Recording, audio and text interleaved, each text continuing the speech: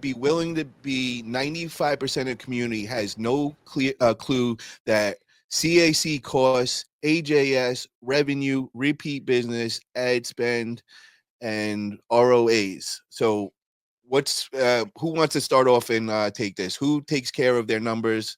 JT Solutions, I think you are one of those big time number guys. So kind of explain what your numbers are looking like right now. Sure. So I'll explain each one of those just so people know exactly what we're talking about. And then I'll get into some of mine. I'm pulling up my CRM now. So the first one, that is your customer acquisition cost, right? How much it is to get it. Okay. How much it costs to acquire a customer, right? And it takes a lot to figure out that information. You're not going to have it right away, especially if you don't have some of these other numbers. Our CAC averages between like $35 and $40. And the reason being is we do a lot of free advertising methods where we headhunt work. So when I have, 2 or 3 jobs a week where it's a free customer, a brand new customer that I acquired for free, that offsets some of my spending costs on, advertising, right? Average job size, last time I was looking at it was in the 800s, which is really, really high for junk removal. We've been doing a lot of commercial lately. Let me check it out real quick. Yeah, commercial usually skews that AJS for a lot of people. That's why I was telling you, Paul, about that one time. If you really, really want to get dialed into your performance KPIs, measure your residential average job size.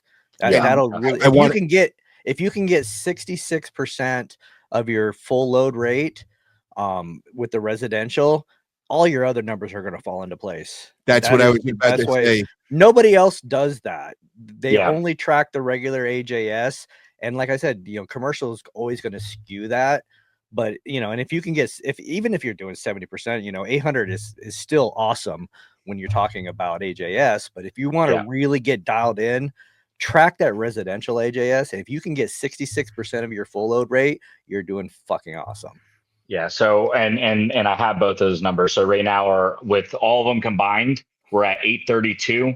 And then our residential side, it's 467. Anything from my understanding in the industry, like prime is like 400 and above is a good for residential between $400 and $500. Now, it revenue depends on what your full load rate is. Yeah. Now, revenue, ours has been growing every month. Last month, we hit a $40,000 month. We actually would have been at $52,000 if we had that other payment come in before the end of the month. So I'm not going to count it as our first $50K month. Repeat business is also very important. So we track that. This last month, I think we had about $7,000 in repeat business. Our ad spend varies. On Google Ads, we spent $2,300. We've been trying to get into the game and get that set up. But our return on that ad spend was only $100 like $100. We broke even and then added 100 to that. And so all those things that he's talking about, like Kevin said, it's KPIs, right? Your key performance indicators. If you guys have this all on a sheet, those key performance indicators will literally tell you where your leaky bucket is. Like let's say you're tracking how many jobs you're doing, your average job size, and your revenue. If you see you have 20 leads come in and you sell 10 of them, you have a 50% close rate. Now, if your average job size is 250, there's 2 ways that we can bring your revenue up. Do we increase prices or do we increase the amount of people we close? Or there's a third option. You can increase the amount of leads and keep your closing rate the same. And it's literally that simple when you guys have your numbers, by the way. And I think you can documentate this on, Google Docs, Microsoft, Excel, and it could be, you can documentate all this for free. You don't have to have these things. Oh yeah. Where you I have a huge automated spreadsheet that I made that documents, I have everything on there, revenue per hour, Hey guys, I just need you to hold on 1 second. I'm trying to get other people in here because they're backstage, but my mouse isn't working and I can't do. Everyone like frozen right now, so I just letting you guys backstage. I'm trying to get you guys on. My technical person's right here working on the side, so you guys continue talk. We're working on the background to get you guys on. What's up, technical person? What's up, Nicole? Why don't you ever have Nicole on? Yeah, what's up, babe? Are you ashamed of her? Are you ashamed of her? What's going on, Paul? Bro, I keep asking her to come on, man, and she's still not ready yet. But I gotta say, man, she's starting to become more lively in front of the camera. And well, let me tell you, Nicole helps me out a lot also on a lot of things, and she helps me troubleshoot things, and she does a lot. And you know, what I mean, she takes care of Paulie and Chanel. You know what I'm talking about? Jackie would be on more, but she'll tell you that I don't ever shut up, so I never give her a chance to talk. I'm really bad about it. Yeah. Russ asked if I'm running. I'm wondering if he's asking me specifically if I'm running my ads myself. I'm not. I actually found a guy who runs NBC Sports ads. He works with them, and he's working with me privately. We have had our Google shut down for the second time now, and we are suspended currently and trying to work through the appeals process. If anyone's ever is it a hard suspension, or are you down? You're not listed right now. I'm not listed. Listed. Okay, so I know what's up, man. It's a hard suspension, and they're gonna tank your listing now. It's gonna take you 2 to 3 months. You got to just keep doing everyday SEO posts, but you're gonna be 20 plus. They start you at the beginning again.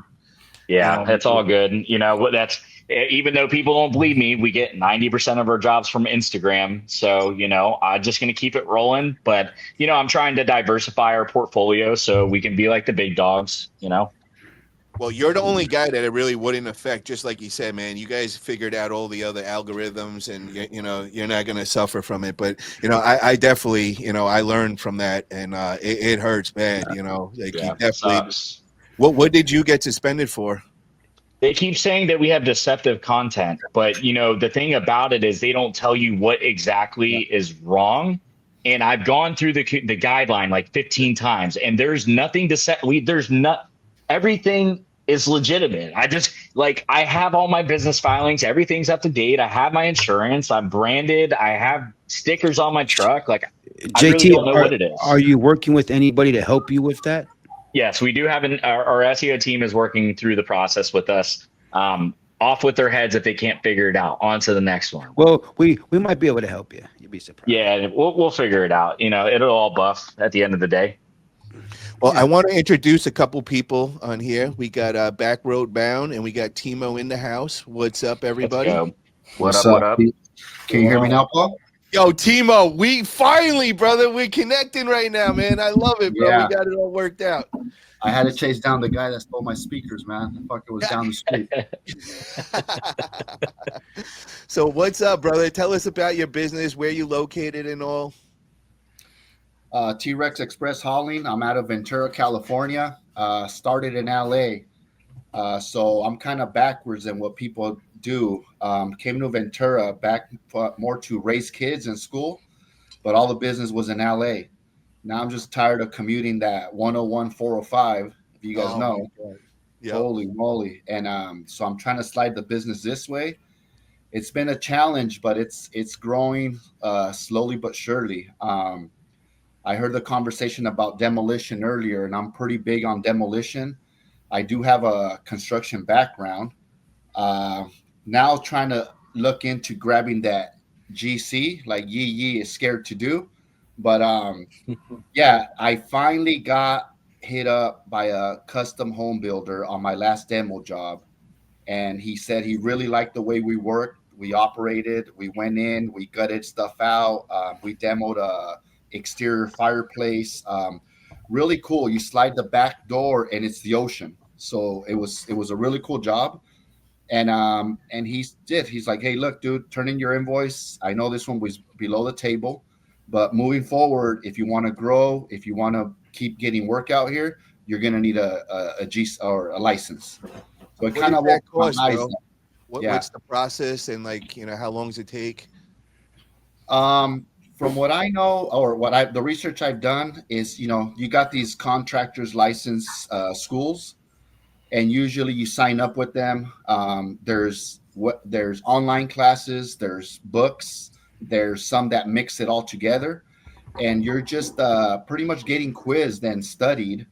I guess because of my construction background, a lot of the stuff I'm familiar with, a lot of the people have a lot of trouble with the law portion.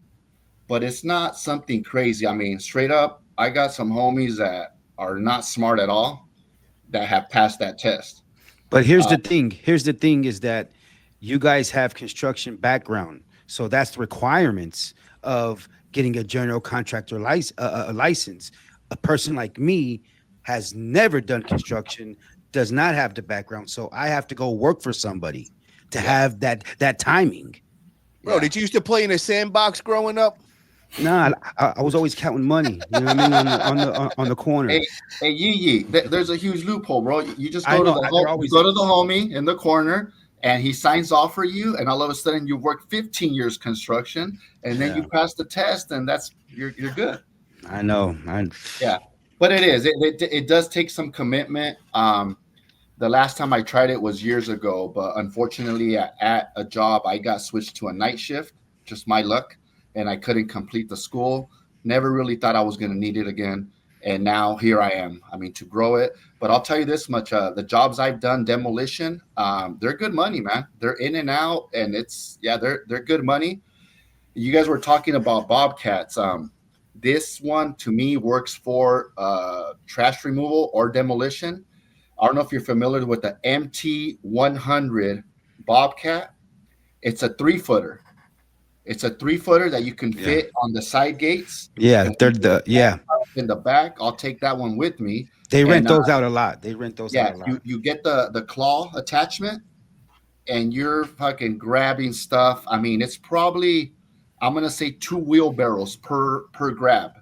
So you're kind of doing runs. My setup is a switch and go system, so I can drop the bin, so the Bobcat can reach it. I'm in and out pretty fast, man. Big piles. So does that switching go kind of a little bit harder if you're doing a job in like downtown LA or somewhere where that trailer, all that is just so? No, the switch and go is exactly like having a dump truck, like Paul's. Mm-hmm. The only difference is that you can release the bin, so you have a dumpster. Yeah, nice.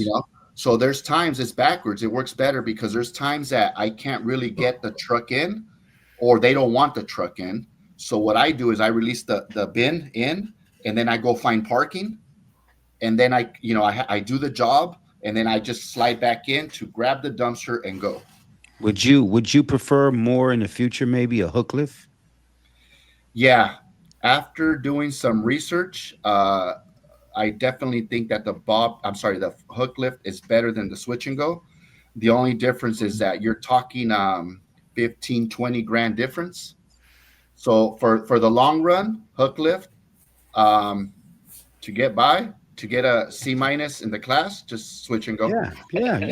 No doubt. But they have so many now. You don't have to go with the diesel. I mean the international or the big or the American. You can go NPR hook lift. I have an NRR. Yeah, so NRR. The NRR you can do the switch and goes. A little bit more, yeah.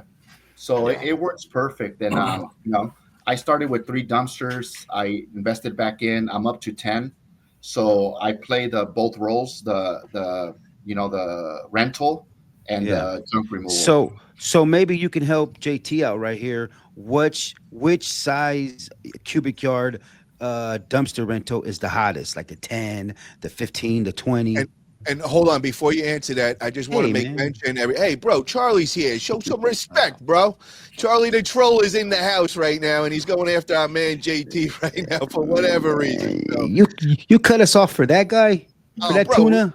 Everybody's got to know what's going on inside right here. But just don't say the other lady's name because she'll show up. Every time you say her name, she shows up. What's her name again? Was it Michelle? Candyman. Maria. How can I forget that? Maria. Where's Maria? She'll be on in a second. Charlie's actually Maria. Okay, my brother. Go ahead, finish that, please. All right. So this is what's up, bro. With I think everybody wants the 20-yarder, but with my experience, when you dump them the 20, these rat bastards load it to the top and they hide the brick. At the end of the day, you're 4 or 5 tons in. And it's a nightmare, bro. I've had my truck lift the front wheels a couple times. You figure out ways to maneuver stuff that you get by. But I don't even like to talk about the 20 unless it's junk removal, but I shoot them the 15. The 15 is popular because even if they do get a little bit out of hand, you will pick it up. Unless they just load it with dumb stuff. But